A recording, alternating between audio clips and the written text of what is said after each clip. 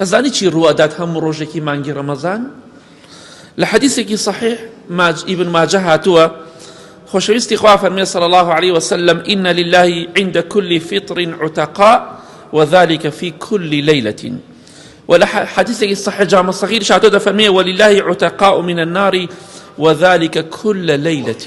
سيرك همو كاتك ايواران فتار دكينو كاتي بربانك همو ايواريك او كاتك بانغدا بيالن شو دس بيكا همو شويك لكاتي بربانك دا كخلقي روجو دقري خوای گەورە بڕیار ئەدات ئەمڕۆ یەکەم ڕۆژی مانگی ڕەمەزان ئەوەندە کەسم لە ئاگری دۆزەخ ڕزگار کرد، دووەم ڕۆژ ئەوەندە هەتا کۆتاییکی.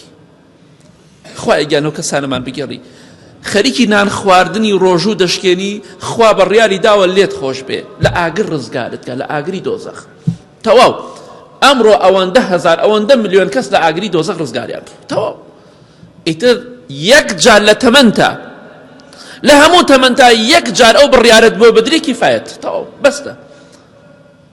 خوای گەورە خۆی دەزانێ بڕیار بۆ کێ دەدات. بۆیە هەموو کاتێک لە کاتی بەربانگە بڵێ خوای لەو کەسانم بگێڕی کە ئەمڕۆ لە ئاگری دۆزەخ ڕزگارم دەکەی. بڕیاری ناوەکان چۆن تەشبیهات نەبێ کەسێک دێت ئەڵێ ئەم ناوانە فەڵان شتیان بۆ بکرێ، ناوەکان هەمووی بڕیاری لەسەر ئەدرێت. ئەمڕۆ ئەوەندە هەزار کەس لە ئاگری دۆزەخ ڕزگاری بوو. کەواتە هەر 30 ڕۆژەکە هەر 29 ڕۆژەکە هەموو بەربانگێک کۆمەڵی خەڵکی زۆر بڕیاری بۆ ئەدرێ لەلایەنی خوای پەروەردگارەوە کە لە ئاگری دۆزەخ ڕزگاریان بوو.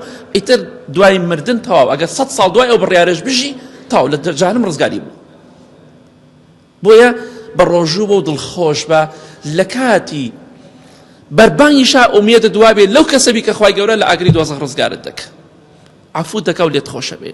تەواو فڵان کەس بڕیارمدا لەسەری لە ئاگری دۆزەخ بە دووری کەم و نەیخەمە ناو ئاگرەوە کیفایەت یەک جار لە هەموو تەمەنتا یەک ئێوارە بەرت بکەوێت تەواو ڕزگارت بۆ ئینشاءالله. یا ڕەبی خوای لەو کەسانەمان بگێڕ.